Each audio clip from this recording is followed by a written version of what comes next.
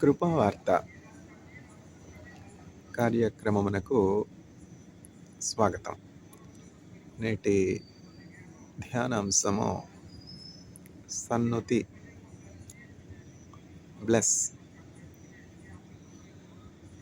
నా ప్రాణమా యెహోవాను సన్నుతించుము, నా అంతరంగమునున్న నా సమస్తమా ఆయన పరిశుద్ధ నామమును సన్నుతించుము.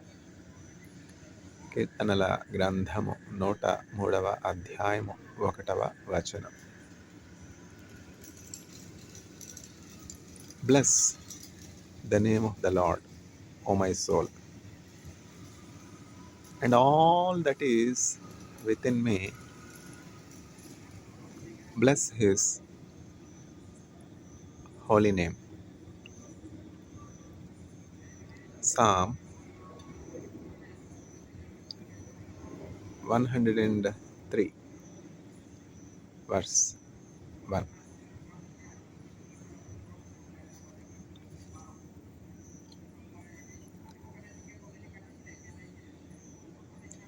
దేవ సంస్తుతి చేయవే మనసా.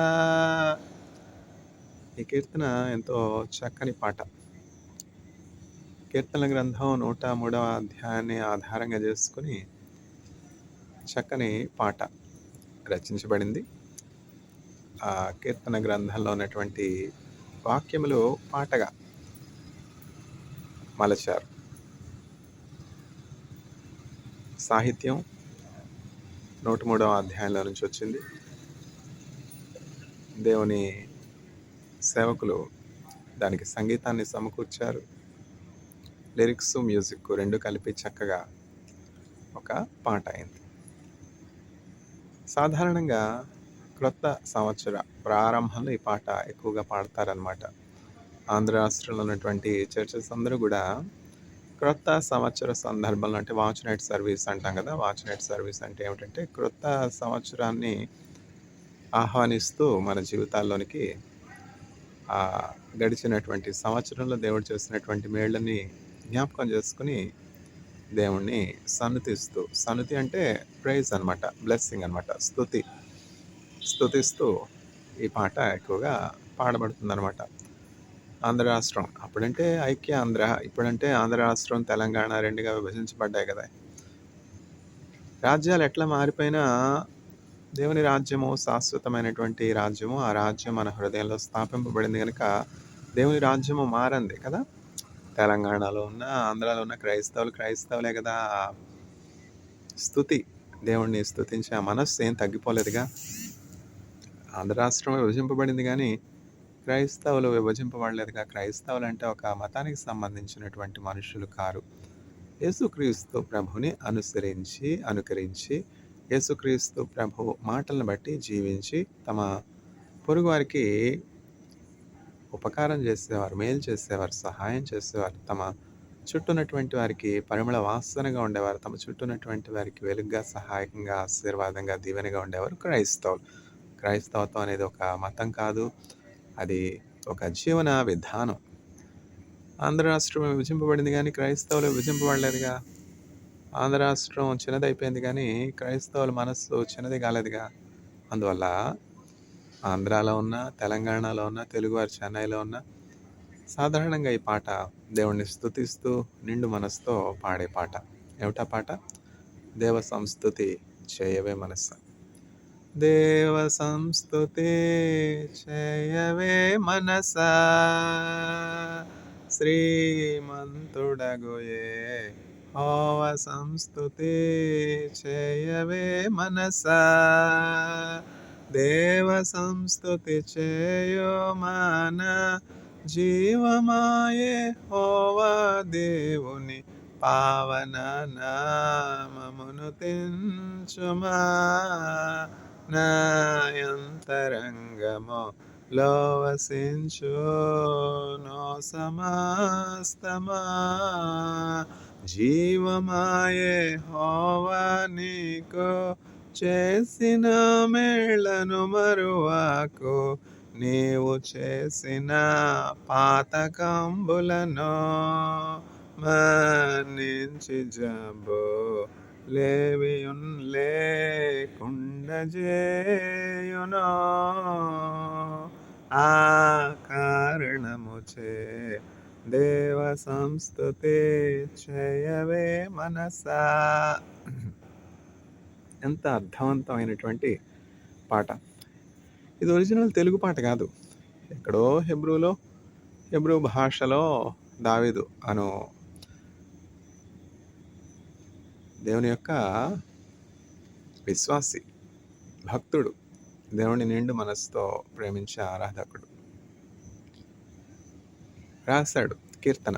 ఆ కీర్తన అన్ని సంవత్సరాల నుంచి, అన్ని దశాబ్దాల నుంచి, అన్ని శతాబ్దాల నుంచి ఎట్లా ప్రిజర్వ్ చేయబడింది చూసారా? ఆ ఘనత ఎక్కడ ఎవరికంటే యూదులకే కదా.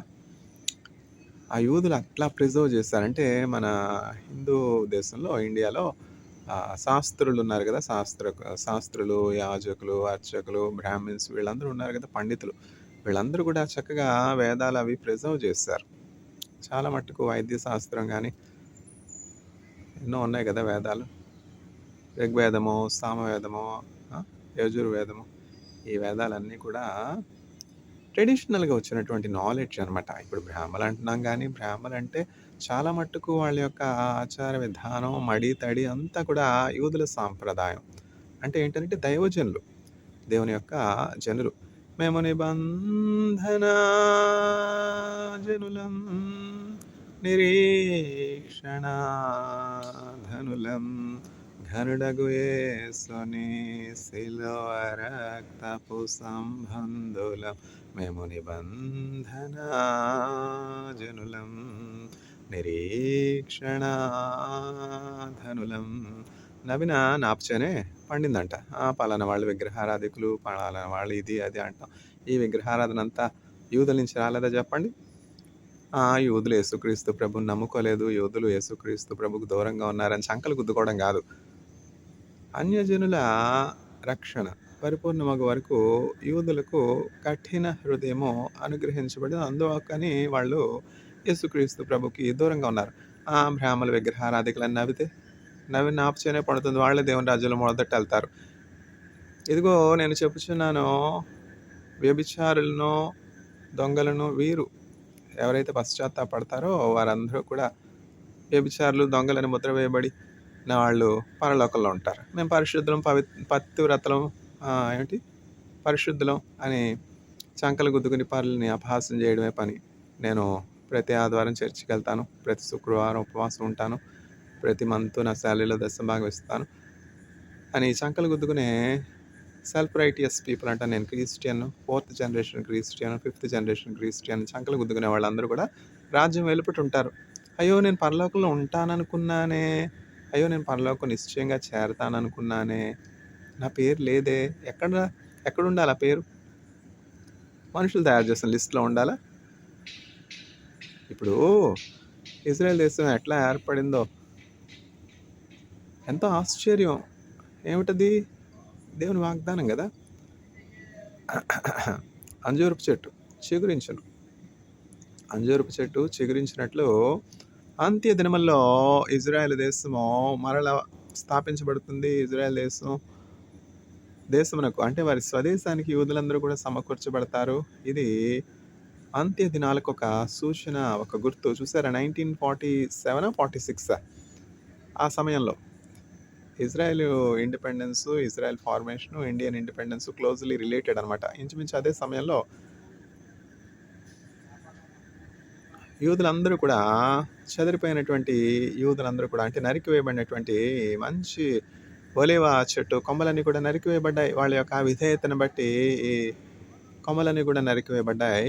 అన్యులు మంచి ఒలీవ చెట్టు అనేటువంటి యేసుక్రీస్తు ప్రభుతో జతపరచబడ్డారంటే మనం, అంటే జెంటైల్స్గా ఉన్నటువంటి మనం అందరం కూడా యేసుక్రీస్తు ప్రభుని ఎరుగుట కొరకు ఈ స్వకీయులు, దేవుని యొక్క నిబంధన జనులు, దేవుని యొక్క స్వకీయులు యూదులందరూ కూడా కొంతకాలం మట్టుకు దేవునికి వేరై ఉన్నారు. అది దేవుని ఏర్పాటు. కొంతకాలం మట్టుకు వారు కొమ్మలన్నీ కూడా నరికివేయబడ్డాయి. చెల్లాచెదురైపోయినారు యూదులు. ఆ దేశానికి, ఈ దేశానికి, అంటే అమెరికాకు, పెర్షియాకు, తర్వాత మలేషియాకి, దుబాయ్కి, మిడిల్ ఈస్ట్కి, ఇండియాకు, అస్సాంకు, మిజోరాంకు, చైనాకు, ఇట్లా యూదులందరూ కూడా చెల్లాచెదురైపోయినారు. బాబిలోన్ అంటాం కదా! బాబిలోను, ఈలోను, ఆలోను వారి యొక్క అవిధేయతను బట్టి యూదులందరూ అంటే దేవుని యొక్క నిబంధన జనులు, యాకోబు సంతతి వారందరూ కూడా నరికివేయబడ్డారు. ఆ మంచి ఒలువు చెట్టైనటువంటి యేసుక్రీస్తు ప్రభువునకు ఉన్నటువంటి స్వాభావికమైనటువంటి కొమ్మలన్నీ కూడా నరికివేయబడ్డాయి. తర్వాత ఏం జరిగిందంటే అన్యులు అంటే దేవుడు లేనటువంటి వారు, విగ్రహారాధికులు అంటాం కదా! వీరందరూ అంటే ఇండియన్సు, ఆఫ్రికన్సు, అమెరికన్సు వీళ్ళందరూ కూడా ప్రపంచంలో ఉన్నటువంటి మానవులందరూ విభిన్న మతాలకు, విభిన్న విశ్వాసాలకు చెందినటువంటి వారందరూ కూడా చక్కగా ఈ మంచి ఒలివ చెట్టు అయినటువంటి యేసుక్రీస్తు ప్రభుకు ఈ అడవి ఒలివ చెట్టు కొమ్మలన్నీ కూడా అంటుకట్టబడ్డాయి. అడవి ఒలివ చెట్టు అంటే ఏంటంటే అన్యులు అనమాట. ఇండియన్సు, మిడిల్ ఈస్ట్‌లో ఉన్నటువంటి అరబ్సు, తర్వాత అమెరికన్సు, ఆఫ్రికన్సు, చైనీసు, జపనీసు వీళ్ళందరూ కూడా వైల్డ్ ఒలివ్ ట్రీ జెంటైల్స్. ఈ అస్వాభావికమైనటువంటి అడవి ఒలివ చెట్టు కొమ్మలన్నీ కూడా నిజమైనటువంటి ఒలివ చెట్టు అయినటువంటి యేసుక్రీస్తు ప్రభుతో, నిజమైనటువంటి దేవుడైనటువంటి యేసుక్రీస్తు ప్రభుతో జతపరచబడుటకు, వీరి యొక్క రక్షణ పరిపూర్ణమగుట కొరకు కొంతకాలము యూదులకు దేవుని నుండి ఎడబాటు చేయబడింది. అయితే అంత్యదినం ఎట్లా ఉంటుందంటే చివరికి ఏం జరుగుతుందంటే విగ్రహారాధికులు అని తృణీకరించబడినటువంటి వారే దేవుని రాజ్యంలో ముందుంటారు. వ్యభిచారులు, దొంగలు అని అపహసించబడి తృణీకరించబడినటువంటి వారందరూ కూడా రాజ్యంలో ఉంటారు. రాజ్య సంబంధాలు అందరూ కూడా వెలుపల ఉంటారు. విందుకు పిలువబడినటువంటి వారు అనేకులు, కానీ ఏర్పరచబడినటువంటి వారు కొందరే. విందుకు పిలిస్తే సమయానికి ఉండొద్దా? అయ్యవారు వచ్చేంతవరకు అమావాస్య ఆగుతుందా? విందు భోజనం 1 గంటకి, 3 గంటలకు వస్తే ఎంగిలాకులు తప్ప ఏముంటాయి? ఎవరు తప్పు? పిలిచిన వాళ్ళు తప్ప? విందు ఏర్పాటు చేసిన వాళ్ళు తప్ప? బస్సు లేట్ అవుతుందో తెలియదా? ఆలస్యం అవుతుందో తెలియదా? మీరేం వంట చేసుకుంటే అదే తింటారు, అంతే కదా. With what ever you measure to others, it will also be measure to. మీరు ఏ కొలత ఇతరులకు కొలుస్తారో అదే కొలత మీకును కొలవబడను.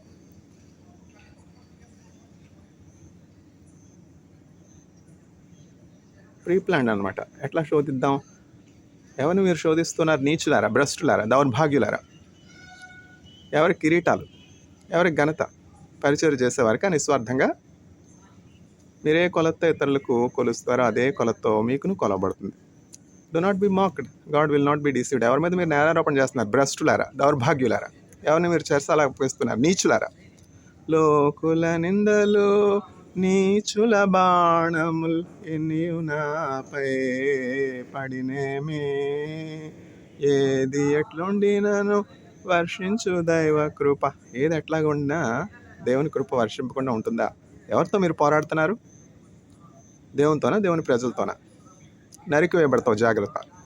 కోరహ ఎట్లా మింగివేయబడ్డాడో, భూమి ఎట్లా నెరవిడిచి కోరహ సంబంధాలు మింగివేస్తుందో, నిన్ను కూడా అట్లనే నీ మరణం ఒక వింతైనదిగా ఉంటుంది. ఎందుకని? నువ్వు దేవుని జనుల మీద నేరారోపణ చేస్తున్నావు. జాగ్రత్త, జాగ్రత్త, జాగ్రత్త, జాగ్రత్త, జాగ్రత్త. మోషేనా లీడరు? నేను లీడర్ని కాదా?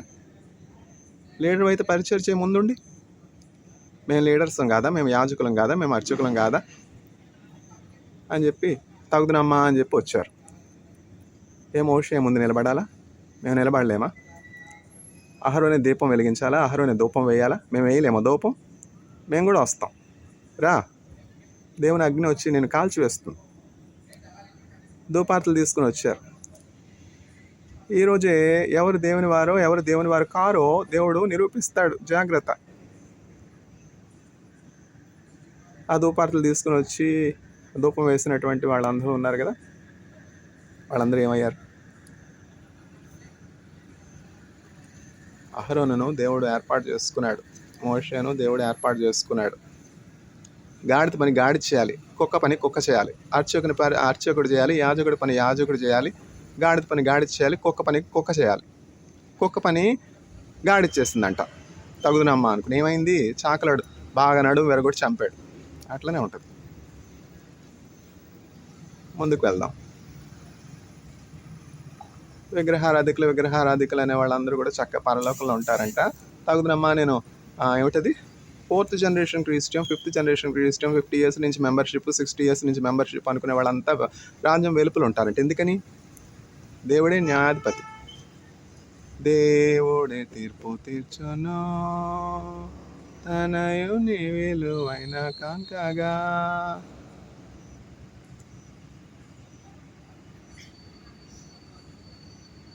మనకై విజ్ఞాపన చేయుచుండగా మననెవరు నిందింతురు, మనదే విజయమో, శక్తిమంతుడు శక్తినిచ్చును.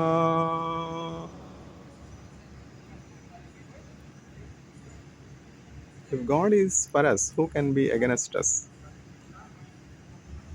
For those that are in Christ, there is no judgment. కాగా క్రీస్తు యేసునందున్న వారికి ఏ శిక్షా విధి కూడా లేదు. దేవుడే శిక్షా విధి కొట్టేస్తే మీరేంటి శిక్ష విధించేది? మీరేంటి పోలీస్ స్టేషన్లో పెట్టేది? భ్రష్టులారా, నీచులారా, మీరే కొలత ఇతరులకు కొలుస్తున్నారు, అదే కొలత మీకును కొలవబడును. Eternal prison is awaiting you, be careful, mend your ways, stop accusing the just. ఇన్ని అద్భుతాలు దేవుడు చేశాడు కదా, ఆయన సిగ్గులేదా నీకు? చూడట్లేదా సజీవ సాక్షుల్ని? దానియేలు జీవితాన్ని చూడలేదా? దావీదు జీవితాన్ని చూడలేదా? భ్రష్టుడా, నీచుడా, కోరహం చూడలేదా? దేవుని వాక్యం నీకు తెలియదా? ముందుకెళ్దాం. దావీదు ఒక చక్కని కీర్తన వ్రాస్తాడు. కీర్తనల గ్రంథం 103వ అధ్యాయం. దేవ సంస్తుతి చేయవే మనసా, శ్రీమంతుడగు యెహోవా సంస్తుతి చేయవే మనసా.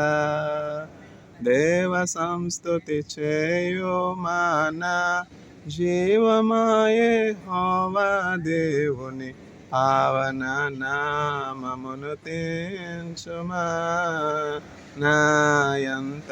నాయ అంటే కుక్క కాదు, కుక్క, నక్క, మేక, పంది అని నన్ను తిడతారా దేవుని సేవకులు అయితే? నా మీద ఎందుకు నెపం వేయడం? నేను కుక్క అన్నానా? నీ స్వభావం కుక్క స్వభావం ఏమో, అందుకని గుమ్మడికాయ దొంగ అంటే భుజాలు తడుకున్నాడట. నాయ అంటే కుక్క కాదు, నిన్ను కాదు. నాయంతరంగమో లోవసించో నో సమస్తమా, జీవమాయే యెహోవా నీకు చేసిన మేళ్లను మరువకు, నీవు చేసిన పాతకంబులను మన్నించి జబ్బు లేవియున్ లేకుండా చేయును. ఆ కారణముచే దేవ సంస్తుతి చేయవే మనసా. చావు గోతి నుండి నిన్ను లేవనెత్తి దయను కృపను జీవ కిరీటముగా వేయును. నీ శిరము మీద జీవ కిరీటముగా వేయును. ఆ కారణముచే దేవ సంస్తుతి చేయవే మనసా. యౌవనంబు పక్షిరాజు యౌవనంబు వలెనే క్రొత్త యౌవనంబై వెలయునట్లుగా మేలిచ్చి నీదు భావమును సంతుష్టి పరచునుగా. ఆ కారణముచే దేవ సంస్తుతి చేయవే మనసా. ప్రభు నీతి పనులు చేయు బాధితులకు న్యాయమిచ్చున్, విభుడు మార్గము తెలిపే మోషేకు, తన కార్యములను విప్పెనిజ్రాయేలు జనమునకు. ఆ కారణముచే దేవ సంస్తుతి చేయవే మనసా. అత్యధిక ప్రేమ స్వరూపి అయిన దీర్ఘశాంతపరుడు నిత్యము వ్యాజంబు సేయడు. ఆ కృపోన్నతుడు మనపైనిప్పుడు కోపముంచడు. ఆ కారణముచే దేవ సంస్తుతి చేయవే మనసా. పడమటికి తూర్పెంత ఎడమో మనకును పాపమునకంత ఎడమ కలుగా చేసి ఉన్నాడు. మన పాపములను ఎడముగానే చేసి ఉన్నాడు. ఆ కారణముచే దేవ సంస్తుతి చేయవే మనసా. కొడుకులపై తండ్రి జాలి పడు విధముగా భక్తి పరుల ఎడల జాలి పడును దేవుండు.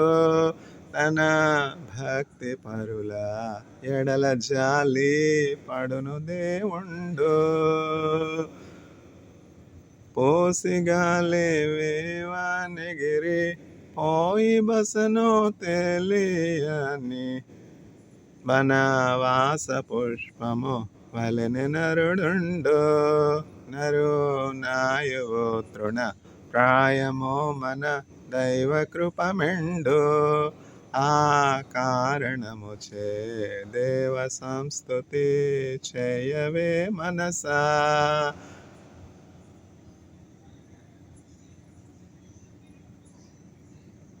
ఎంతో చక్కని అర్థవంతమైనటువంటి పాట క్రొత్త సంవత్సరంలో పాడి దేవుని మహిమపరచుటకు ఎంతో ఉపయోగకరమైనటువంటి కీర్తనల గ్రంథం 103వ అధ్యాయం. నా ప్రాణమా యెహోవాను సన్నిధించుము, నా అంతరంగమునున్న నా సమస్తమైన పరిశుద్ధ నామమును సన్నిధించుము. Bless the name of the Lord, O my soul, and all that is within me bless his holy name. దావీదు చూడండి, దావీదు జీవితంలో దేవుడు చేసినటువంటి ఆ మేలులు ఏమీ కూడా మర్చిపోకుండా చక్కగా దేవుడిని దినమునకు 7 మార్లు స్తుతిస్తూ ఉండేవాడు. అందుకని కేవలం గొర్రెల కాపరిగా ఉన్నటువంటి దావీదు తన జనాంగమైనటువంటి ఇజ్రాయేలీల మీద రాజుగా ఉండుటకు అభిషేకింపబడ్డాడు. 40 సంవత్సరాలు చక్కగా రాజ్య పరిపాలన చేశాడు. అంత మాత్రం కాదు, నిత్యము నీకు ఒక దీపము నిలిచి ఉంటుంది.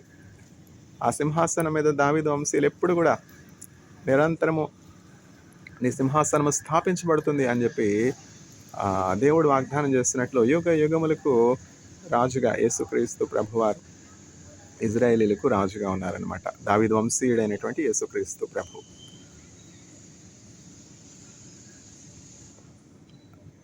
బ్లెస్, సన్నుతి, స్తుతించాలి. ఎప్పుడైతే మనం స్తుతిస్తూ ఉంటామో దేవుడు మనల్ని ఆయన శాంతితో నింపుతాడు, ఆయన సన్నిధితో నింపుతాడు, ఆయన తోడుతో నింపుతాడు. దేవుడు ఎక్కడైతే 2-3 నా నామను కూడి ప్రార్థన చేస్తారో అక్కడ నేను ఉంటానని చెప్పాడు. ఎక్కడైతే స్తుతులు ఉంటాయో, దేవుని గురించినటువంటి స్తుతులు ఉంటాయో అక్కడ దేవుని సన్నిధి ఉంటుంది. ఎక్కడ దేవుని సన్నిధి ఉంటుందో, ఎక్కడైతే వెలుగు ఉంటుందో ఆటోమేటిక్గా చీకటి దూరం అయిపోతుంది కదా.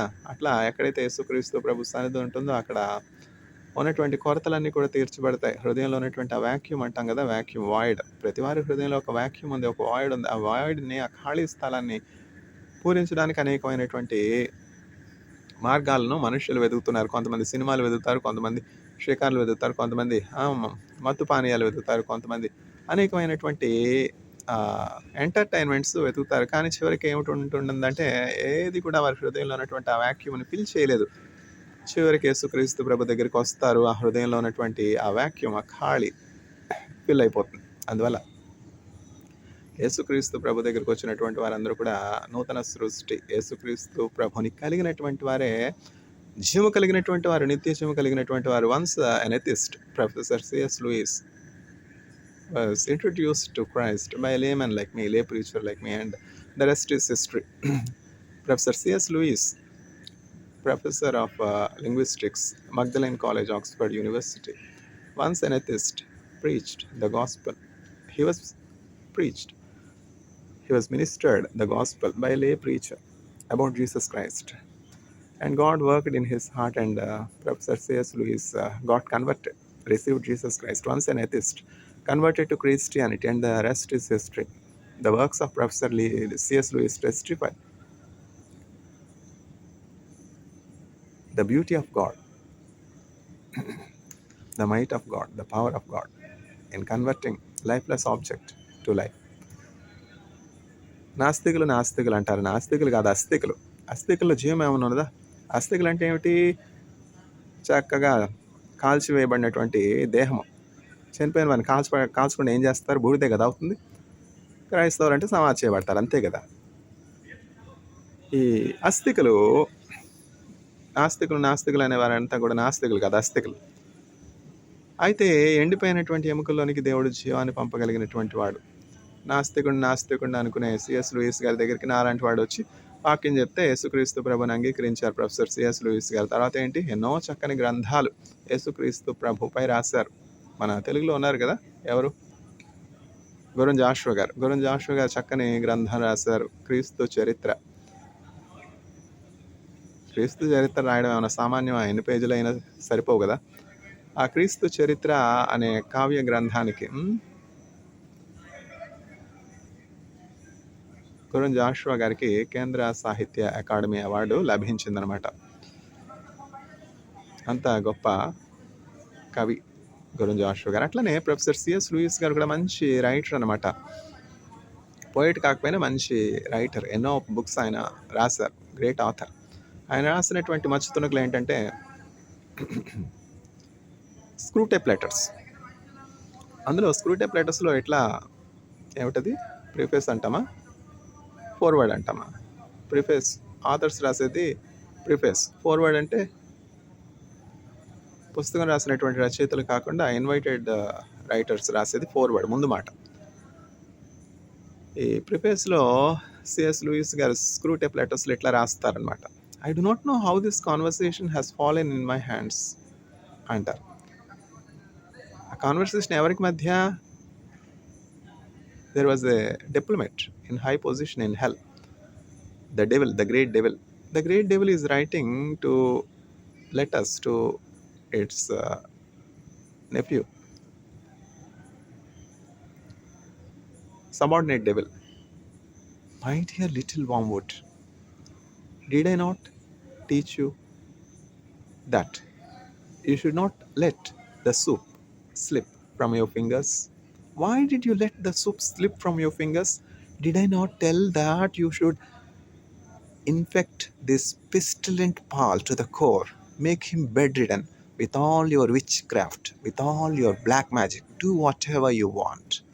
Use any kind of bacteria, use any kind of biological weapon, use any kind of nuclear radioactive material. My dear little wormwood, how many weapons did I give to hurt this pestilent Paul Indranil? His skin should never be cured. His feet toes should be infected to the core and smell. Did I not tell you, little wormwood? Now you let the soup slip from your fingers, and this pestilent Paul is again walking and preaching the gospel. Our Father below, head of hell, is sore anger on you. I do not know what he will do to you. You let the pestilent Paul slip from your fingers. Don't you know that the blood of this pestilent Paul is our drink? Don't you know that the flesh of this pestilent Paul is our bread? How ignorant you are, my little wormwood. In spite of all my teaching, in spite of giving you so many weapons of witchcraft, black magic, radioactive material, biological weapons, leprosy inducing bacteria, you failed to work on this pestilent Paul Indranil. My dear little wormwood, our Father below is now very angry. I do not know what action he will take on you. Professor C.S. Lewis write all these things. I do not know how this conversation between the senior diplomat in hell, the head devil, and its subordinate devil, her nephew, has fallen in my hands. It's a masterpiece worth reading. There are many masterpieces of Professor C.S. Lewis, and this is just an example of what can God do with ashes. God shall turn ashes to garland. This is one testimony. Let us look forward in the forthcoming year that God renders justice to the brokenhearted and to those that are unjustly oppressed. And may God deliver the weak, the oppressed, from the hands of the oppressors. Amen.